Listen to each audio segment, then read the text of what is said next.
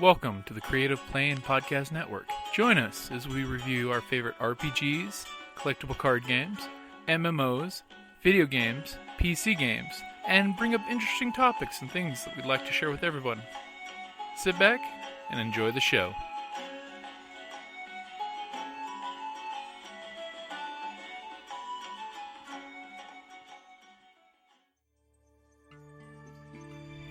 Here in the Force of Elandril, we elves defend the woods from beasts and men. I myself have helped drive off goblin raiders, slain a giant spider, and composed an elven symphony for the Blood Moon Harvest Festival, and that was before lunch. So when I'm not sliding down the trunk of a barbarian elephant beast after killing it and its occupants with only my dagger and a few arrows, I look forward to coming home to a Dungeon Crate. Dungeon Crate is a monthly subscription box service crafted specifically for RPG and tabletop gamers. Miniatures, dice, tokens, coins, maps, modules, terrain pieces, handmade items, RPG jewelry, and more are yours for only a few gold per month. You even get a digital crate along with a physical one as an added bonus. As an elf, I appreciate quality craftsmanship, and Dungeon Crate delivers, even if it's put together by humans. Sir, sentries have discovered several dwarves and a wizard trespassing in our woods. I was wondering what that smell was. DungeonCrate.com. Are you ready? Let the adventure begin.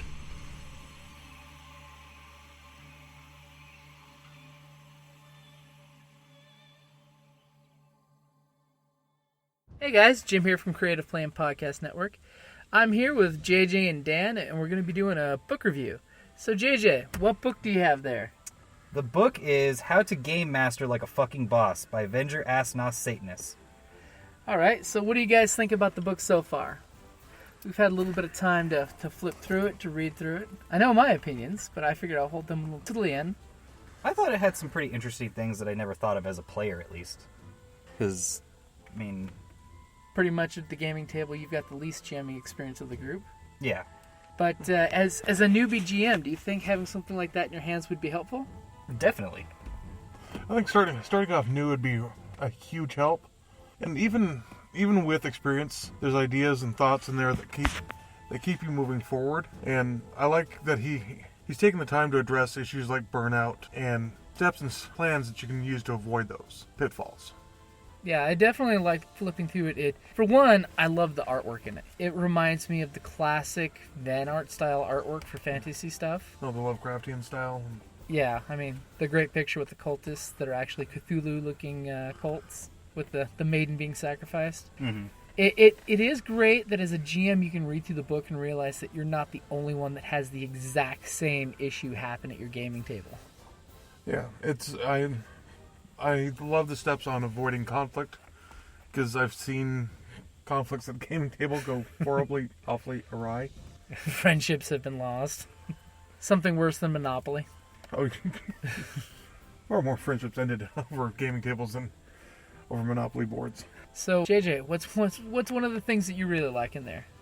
Honestly, one of the biggest things that I liked about it was that never expect the game to go 100% the way that you plan it out to go. That you should always have part of it that you can allow to kind of take its own variance. The 15% rule? The 15% rule. Yeah, it's a great paragraph in there about that, of making sure that you're not railroading anyone, because if you're not 100% in stone, you've got that fluidity to bounce around and let the story evolve just like characters do naturally. Mm-hmm.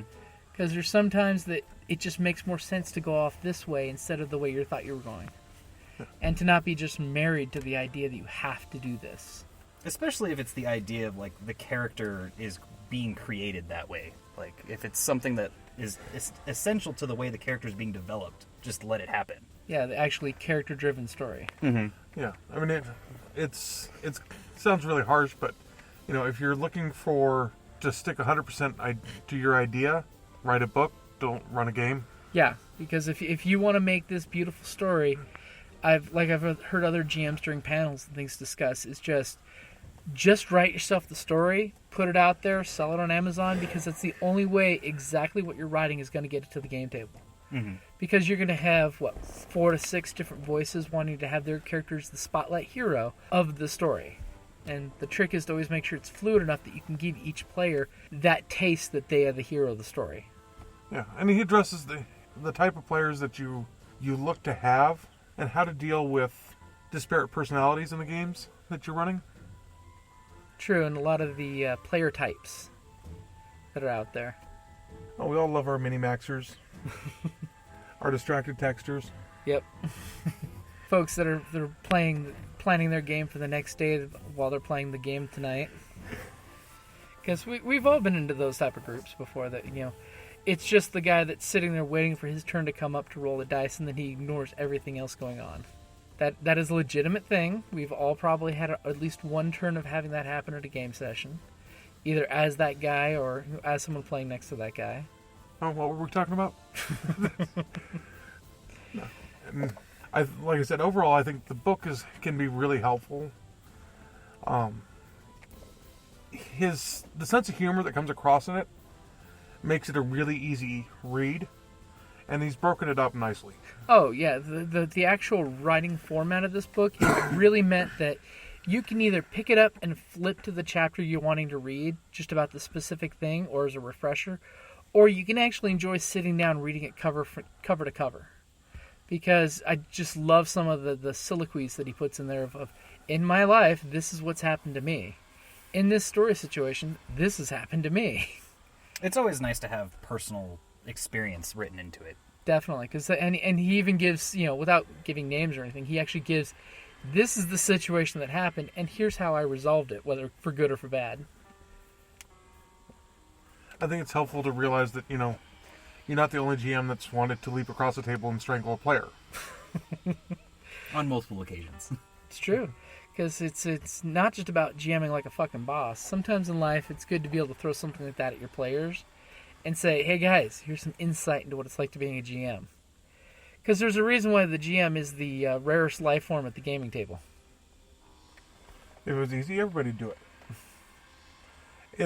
And I think there are a lot of things for players in there to be able to look at if they have a good GM. Because I've played for very good, pretty good, bad, and awful. When you stop and look and realize how much time a good GM is putting in and the effort they're putting in and how they're adapting on the fly, it makes it easier to appreciate what you're doing, and I think it'll help you be a better player as you're pushing yourself to make the experience more enjoyable both for yourself, the other players, and your game master. Yeah, because then you learn to dial it back and realize, okay, this may not be my level to be the guy, but I'm going to make sure I'm going to throw fodder out there for every other player too to bounce off of. Because you can't always be 100% all the time. It's good to be able to crank it back and say, you know what, I'm going to take a background spot in this story. Which, like a lot of good authors do when they write fiction, it's here's my main character, here's the support circle around that character. It's all can't be Hercules. Some of us have to be Aeolus. Yeah. I also like that it points out that as a GM, you can't really please all of the players at once.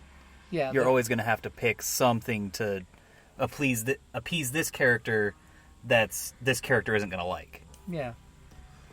Yeah, you have to accept the fact that there's going to be times not everybody's going to love what you're doing.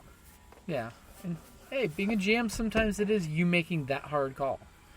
And one big thing I like that he points out there is when you're the GM, make the call. For good or for wrong, make the call, keep the action flowing.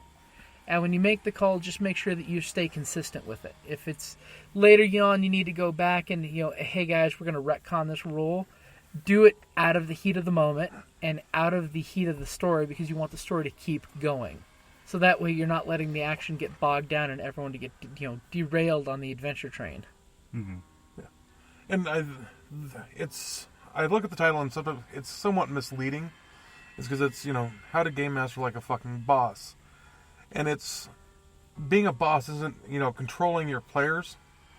It's just having a flow and a movement. Because he doesn't, anywhere that I saw, stress controlling the players, controlling the characters. Exactly.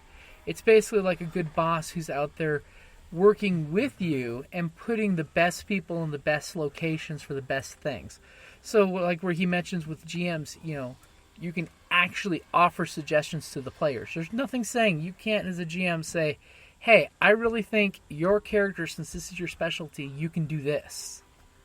I know as a player, I really do benefit from that, because I don't always think of things outside the box or, things that I can always do on the moment. So it's always nice to have that extra kind of push of these are your options. Yeah, because usually when you're a GM and coming up with a lot of this stuff on the fly, it's, you have these 5 characters, that here are their specialties. You try to make sure that you write the story specifically to their abilities. And sometimes the character forgets that that's their shtick. Mm-hmm. Especially if, unlike the podcast episodes, if you go weeks between playing in a session, you kind of forget what your character does. I mean, it happens to all of us, especially if there's a big lull in the storyline. I know every time we have a break, I have to check through my character just to make sure what I have and what abilities I have. I mean, I know the general base stats, but, skill-wise, I have to look through it. For me, I've got currently, 3 active characters in games? Yeah. So, my Jedi Knight doesn't control weather. That's a completely different shtick. That's a different character for a different game. Mm-hmm. Yeah, I can understand that one completely, because, you can never have too many games going on at once. Makes it more fun that way. Mm-hmm. Another thing I did like is in the back of the book, it's got lots of different charts that GMs can use on the fly, too. I mean, I was actually joking if we made one of our trilogy episodes where we'd have 3 game sessions, one whole game set in 3 different sessions to wrap up by the end. Use a shitload of those charts just to make sure to use them and see how fluid they work. As hey, random shit, let's roll this dice. Because, come on, we all grew up in the day back when D&D was all about the random charts. Before it was less engineered and situated. Well, some of us grew up in that. Other people Too young. weren't born anywhere near first, second, and third edition. Guilty. That's true. There are some of us in the car that were not around until solidly 3.5 edition. I love the charts, particularly the backgrounds, because it gives you incentive to build a story and a connection to your character. Yeah. And I think that's a lot of times players don't connect with their character, so there's no investment. They go the motions. They go through the motions. If you connect with a character, you think more into your actions, and you run into less of the situations where the game master has to remind you, you could do this, because that it becomes something you're thinking about that character and how would that character be. Yeah, like an actor, you put the mask of the character on, and you feel the character, what your character would choose to do as opposed to what you would do. I know as a player, sometimes I have a hard time kind of sinking into my character. I mean, I have the first character I ever built for D&D. I had no problem doing it for some reason, but a couple characters afterwards still don't always connect with the character as I do with certain other characters. But it's still fun to play them. It just kind of doesn't feel the same. It's more like you're playing a video game instead of an actual role-playing character. Yeah.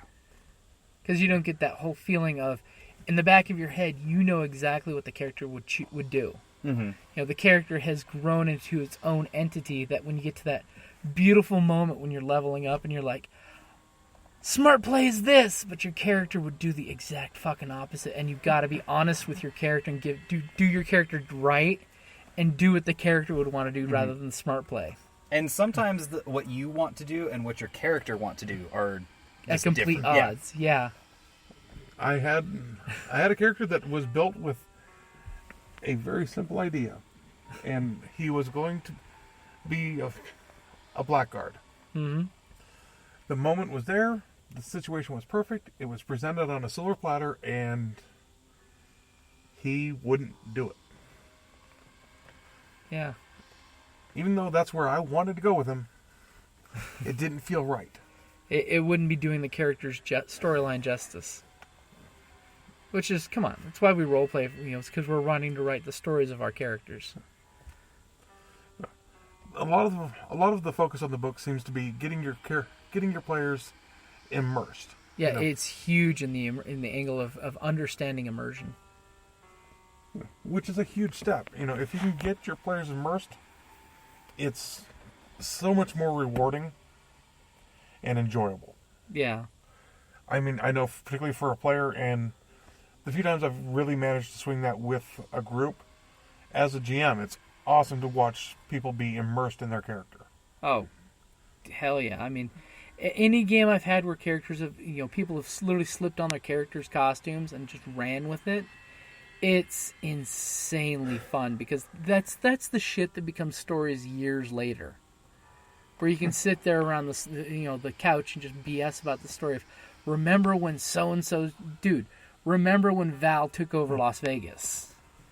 Remember when, this character did that, or, remember when the one superhero character in our Thunderbolt style game killed her lover's sister.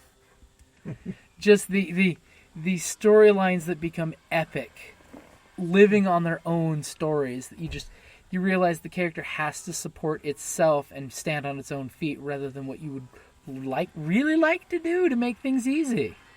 Sometimes your character has to take that hard choice. Sometimes your character has to put another character down because it just happens. Just the nature of the beast.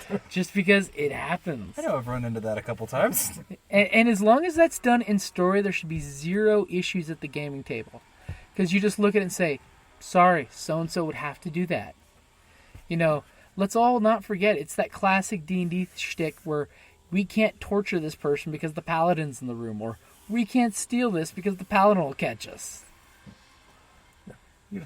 And that's, a lot of people complain that that's a pain in the ass situation, but that's a great story right there. That we have to have the paladin leave the room for some great reason so we can do this really bad thing. Without them understanding why they're leaving. Exactly.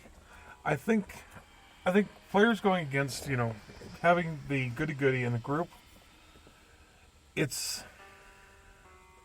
as bad a cop-out as the goody-goody, playing the goody-goody so he doesn't have to make those calls. Yeah. It's, as I'm a rogue and I'm partnered with a paladin, I'm waiting. His back's turned, I'm in the pocket. Yep.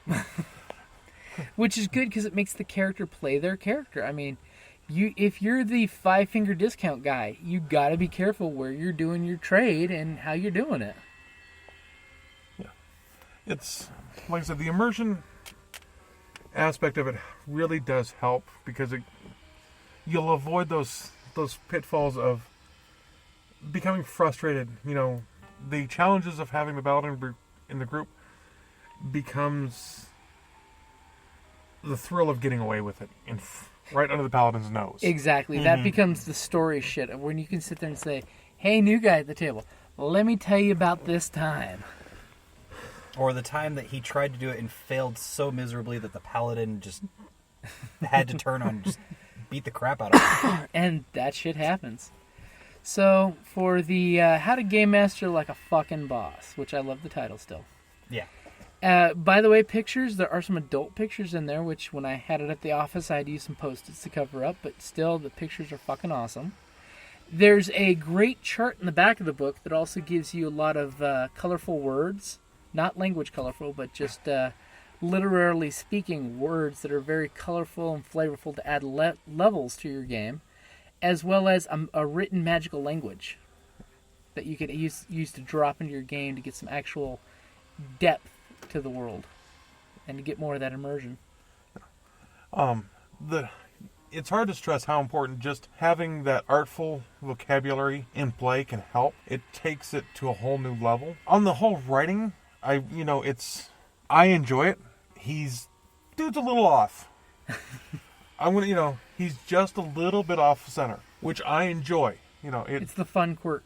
He's quirky and it's enjoyable, but I could see it being. It's definitely not family-oriented, driven in his thinking and storytelling. I'm not sure I want my kids reading the book at 13, 14 years old. Oh, I would definitely rate it a hard NC-17 or R for the book.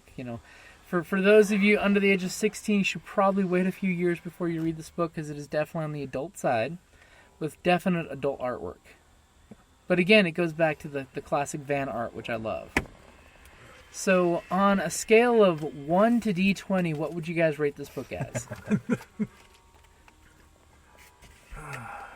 D 1 to D20, huh? 1 to D20. And let's not figure, its cover price is $18 on Amazon. I'll have the link on it in the picture in the show notes. And it's 122 pages of book with a lot of good artwork. And the cover's not bad either. And there's a lot of input in there, even with the artwork. There's a lot of writing. It's not, Yeah. an art book with a few few lines tossed in. Even the chapters that are small have a huge amount of context put into them. Mm-hmm. Just giving lots of examples of, hey, in my situation, in my life, here's what's happened to me. In fairness, I'm going to try, I might come back to this later and think that I really underrated it. But being as it's basically the first book review we're doing, I want to give myself room to shoot for the sky later. Yeah, and I'm going to give it a 15. Okay. 1 to 20, give it a 15. It's good. It's definitely helpful for a new GM. It's going to be tremendously helpful. For a GM that's well seasoned, it's still going to be helpful. Yeah. If you're already a really good GM and on top of your game, there's not a whole lot in there for you because you put in the effort that he's telling you need to do. Mm-hmm. And like I said, 15 is just because I don't want to go 20 and then find a book later on that's blows it out of the water. Yeah. So, this might be a little bit low for him and it's not meant to be, but I figure it's a good book. I would not feel at all ripped off if I bought the book. Okay. JJ, what about for you? I think I'd have to give it about a 15, 16. Like he said, if you already have a lot of the seasoning under your belt and you're kind of what you're doing, it doesn't really help you.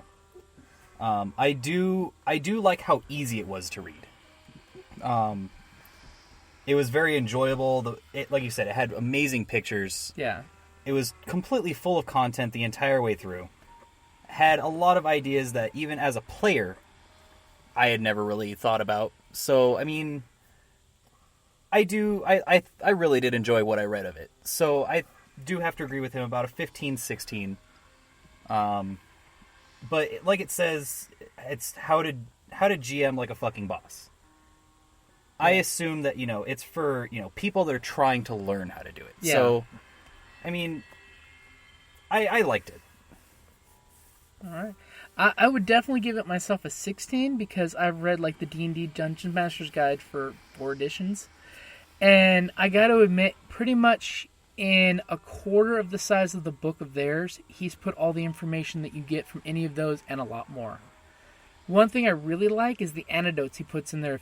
Here's the story and how it worked out for me. And then he gives you the options of, well, I could have done this, I could have done this. See, here's what you could do in your game, but here's what I went with. And the fact that he pretty much ballparks right to the point of you got to be prepared for these situations. Because these situations, and depending on whatever game you're playing, these situations will eventually come up. Because we've all had those gaming tables. These situations do happen in a real world experience. So I would definitely give it a good solid 16 with a little wiggle room to get up to a 17 easy. And the fact that, hey, for this book you're only paying $18 and DM's Guide you're paying $50 for 5th edition. And pretty much like everybody always says with GMing, have fun, do it, and, big thing is, remember, if you're GMing, it's your fucking table. You're the fucking boss, so do what you got to do. And actually, the book does point that out. It is your table. It flat out says that. I mean, because remember, there is that unspoken social contract. If they want you to GM, they are asking you to take control. Granted, players will bust your chops, and later on, if the players are really cool, they'll talk to you in private about it instead of, complaining at the table.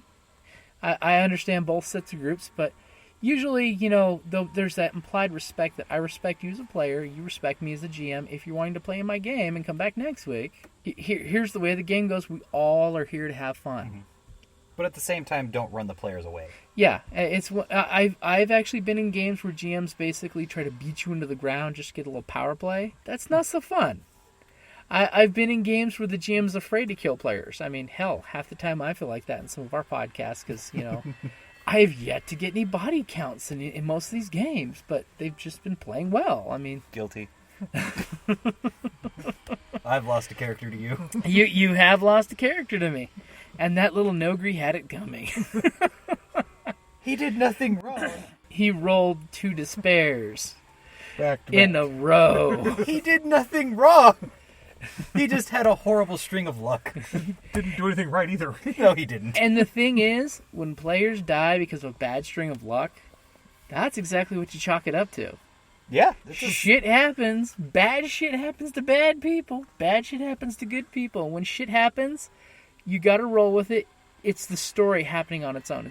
It's the reason why we don't just read a book about the role-playing game. We actually play the game and we roll the dice of chance to see what can happen in the situation. If there's a chance for failure, failure can happen. I mean, they even do bring that up in the book, is the whole have a backup character. That way, just in case. Now, of course, I always want to caution, be careful having too many backup characters, because sometimes you can fall in love with them really quick. And all of a sudden you fall out of... It's like the whole new girlfriend, old girlfriend thing. You fall in love with the new character you just made because you can see where that character can go. And then you forget the old girlfriend. That's actually something that I never thought about, was actually having a backup character. It's okay, you're young. And it's something that I don't generally do because I will fall in love with it. Yeah. Yeah. I put a lot of thought into all my characters, and I get an idea and I can get stuck on it. Yeah, and then all of a sudden you realize, hey, this new story idea is better than the old story idea, which in role-playing games, like he says, keep it fluid, because your players may say something that's so much cooler than what you had planned, and you're like, holy shit, let's roll with that idea because that's better. And then, wait, let's call it, and he even covers that whole, sometimes you just need to call a break at the table to get your head back in the game as a GM and get the story back to where you want it to go, what the story arc is, and then bring them back at the table so that way you've got your shit together. And I think, that calling for that break is also a time when something just completely left fields you, or a player drops a brilliant idea in your lap that you need to just figure out how to work. And to give it its due justice. I think we've had a couple of those with the Star Wars game. Oh, dude, there's a reason why as a GM I love narrative dice, because half the time I'm sitting behind the table doing the game, and I'm like, fuck if I know what's going to happen. Mm-hmm. I mean, I have my outline. I have 2 or 3 random encounter concepts that I can come up with that, okay, this can happen, this can happen, this can happen. And then I just sit back and watch you guys roll dice, and I see what the hell comes up. I mean, and as a GM, Dan can attest to the old Rift days, back when we get together and roll 12 to 18-hour games just on the fly. Yeah, that was the good old days. That was the days, of course, when you take 2 to 3 hours just to make one character. You don't want to see that character die too quick. So you get married to that character real quick and get real protective of the precious. That's kind of how I make my characters, though, is I generally put quite a bit of time into making it, seeing where I want it to build up to, and really think through how I want the character to develop. Yeah, so that way okay, here's what I am here, here's what I want to be in a few levels. Like I always joke with our D&D players is, where do you want to be in 5 levels? Where do you want to be in 10 levels? Where do you want to be in 15 levels? Okay, now what happens if that doesn't happen? Because sometimes, as you've got this beautiful plan, it's just like in real life. Life is what happens while you're making plans. Mm-hmm. Sometimes a bad dice roll will do this, or a bad dice roll will do that, and things happen. Well, so any final thoughts? If you're looking at GMing for the first time, definitely. If you're GM'd a couple times, still on the definitely. If you're struggling as a GM, give it a read. It's got some... It can probably hit where you're dealing with. The guy's obviously been doing it a long time. Oh, yeah. I think there's something like 35 years. So he's hit probably every situation you've dealt with. Yeah, and if you read the book, he actually gives some contact information to reach out if you have any questions. Because just like most old GMs, dude, guys, we've been there. We've seen it happen. We know it happens. I've even joked with Mark over at Tucson Games and Gadgets that we need to come up with a GM support group.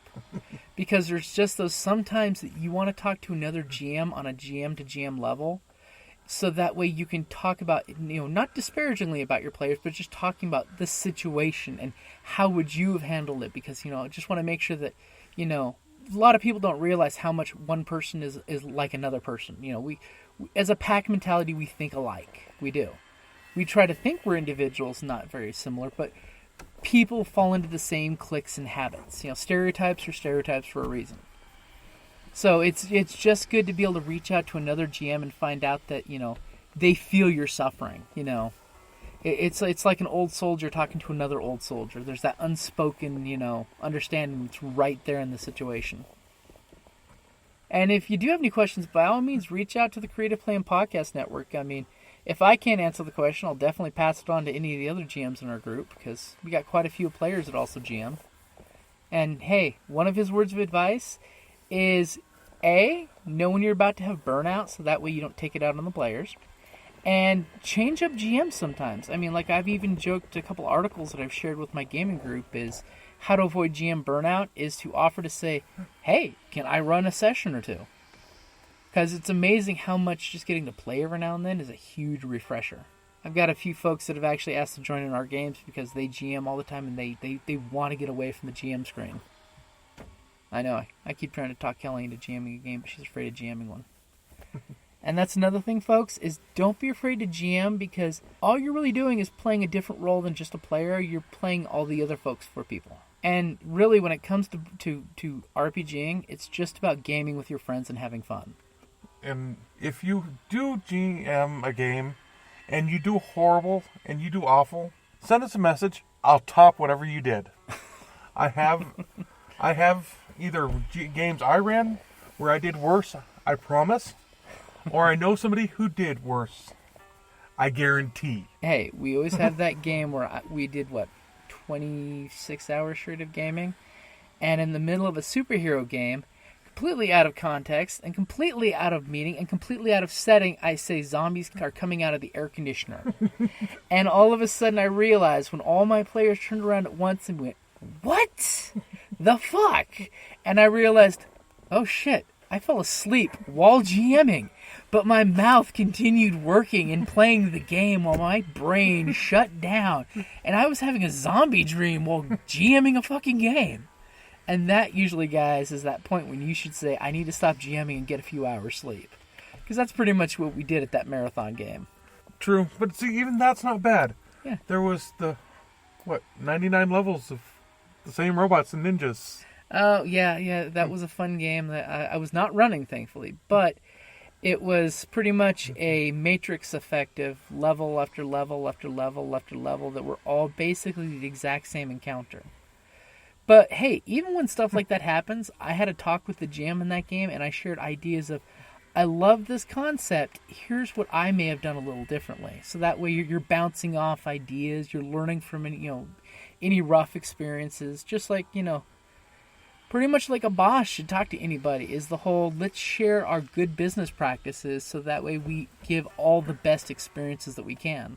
An idea to go along with the book, find other resources, other GMs. If you go to a local game shop, I'm sure you can find one who'd be more than happy to talk to somebody else who can share their hopes, their pains, their dreams. Yeah. I mean, that's honestly one reason why I started listening to other RPG podcasts myself before we started ours, was I was just curious, how the fuck did other games get ran?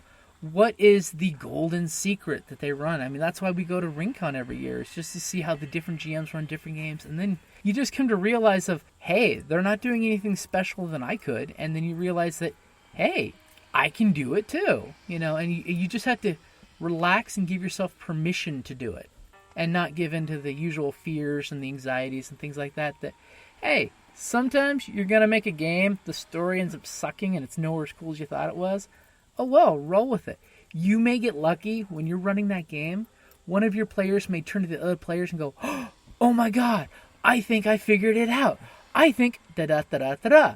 And you immediately start scribbling down notes and changing the train of events to, you know what? That sounds excellent. give me more ammunition. And then you just let the person just go off. Because there's inevitably at every gaming table, there's that person that wants to guess the end of the story. Mm-hmm. I mean, me personally, I'm one of those guys, I don't like seeing movie previews because just by seeing the previews, I go, oh my god, what if da-da-da-da-da-da. Or the worst part is, hey, from seeing these previews, here's how I do it. I mean, or even taking movie ideas and after we see the movies going, hey, this ended this way, but I would say, what if da-da-da-da-da-da. You know, play the what if game because, come on, Dan, I remember back in the day, you loved the Marvel Comics what if. Yeah. Because it would take a canon story and then screw that story up and throw it out there in a whole different fashion for you to just play off the idea. It's the don't be 100% stuck on canon. You know, Disney with Star Wars, canon. Stay away from the canon now. You can play with as much extended universe in your home games as possible. I actually think that's kind of why I don't like the whole Forgotten Realms personally. Is because you're stuck to this is this. Pigeonholed? Yeah. The pigeonholed sandbox. I like the fluidity of we can do what the fuck we want. Yeah, don't pigeonhole your players, don't pigeonhole yourself, don't pigeonhole your game. Because, hey, if you have a cool idea, go with what's going on the game table, save your idea because you can always recycle it and use it later. I mean, how many stories have I written and put in folders and just cast away of someday we might use this? Mm-hmm. Yeah. And GMing, piece of paper and a pen just for writing notes, because you have an idea hit you.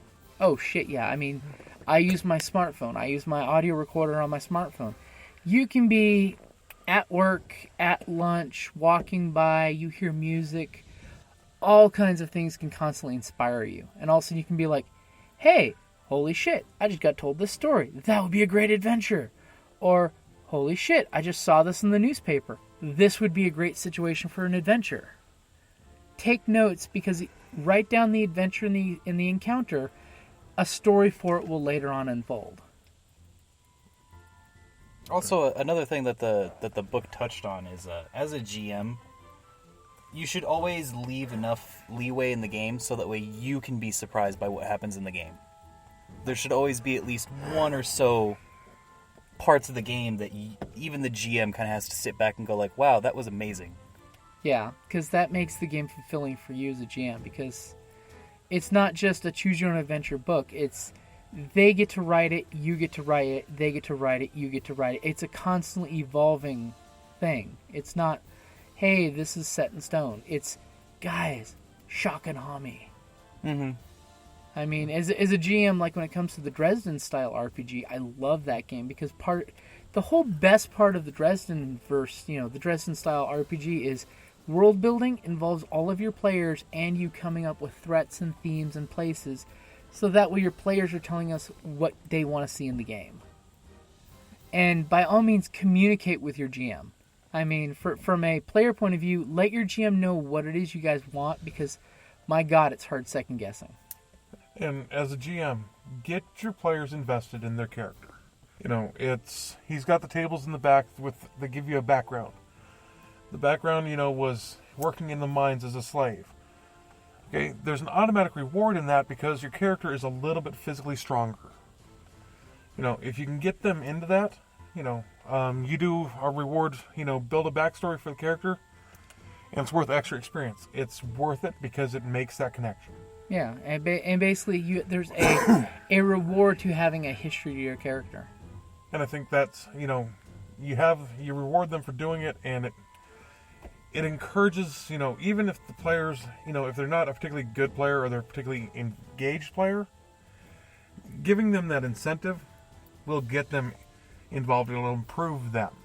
Yeah, I do believe in one of his chapters he calls it Bribe the Players. Oh, Bribe the Players. Yeah, bribe the players. Set up a situation that you promise that there will be a reward, like we were talking for the Edge of Empire game. Was, hey, I'll give you 50 extra EXP if you write 5 things that I'm looking for in a storyline. So that way you've got that, your character, and I know your character, which is the hardest thing. Because as a GM, when your players are playing their character, unless they're dropping a lot of hints and things, you don't know their character until they unfold that character in that story. And that can take months of real life time. I mean, to actually get to see enough of the character to understand the concept. Yet to the player, it's all in their head and they know every inch of it maybe. But it's just like with the GM, you know that every inch of that world for the most part. If you don't tell your players, they don't know about it. Mm-hmm. I mean, like John Wick, he's one of the GMs that does a lot of conferences at Rincon. As he put it, if you write 5 or 6 books worth of material of your game world and your players never get to see or hear it, you're basically just mentally masturbating to your own story.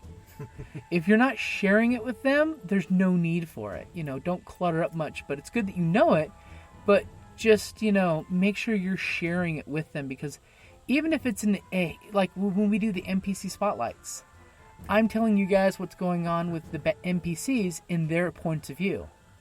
You know, like in Scion, you have Lucius, who's got his own little plot thing going, and I've got another NPC spotlight coming up next week, and that'll help add a little more depth of, hey, this is why this jerkwad is doing this. Mm-hmm.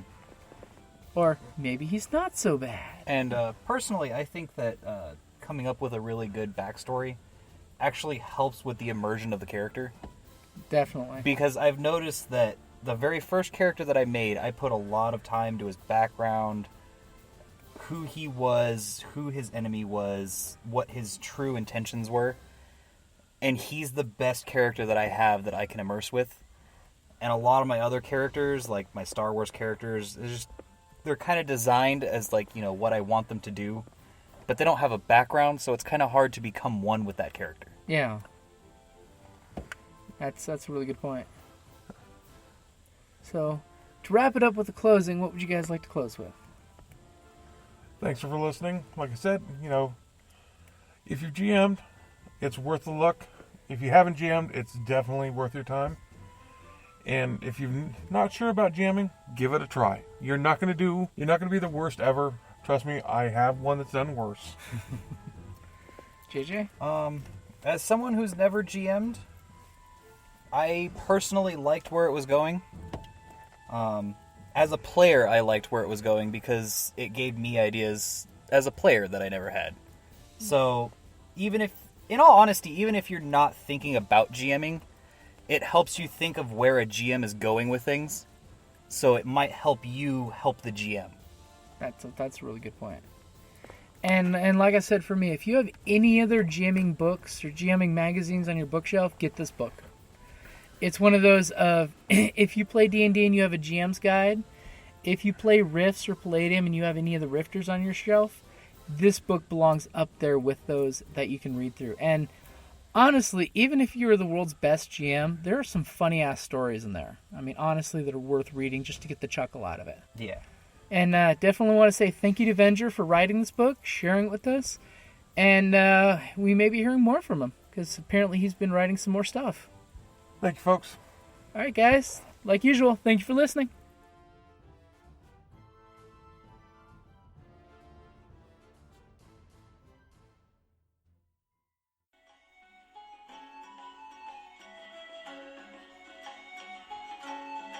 Thank you for listening to the Creative Play and Podcast Network. And feel free to enjoy our other shows, such as D&D Journey of the 5th Edition and Scion Ragnarok and Roll, a Scion hero to Ragnarok story. Thank you for listening.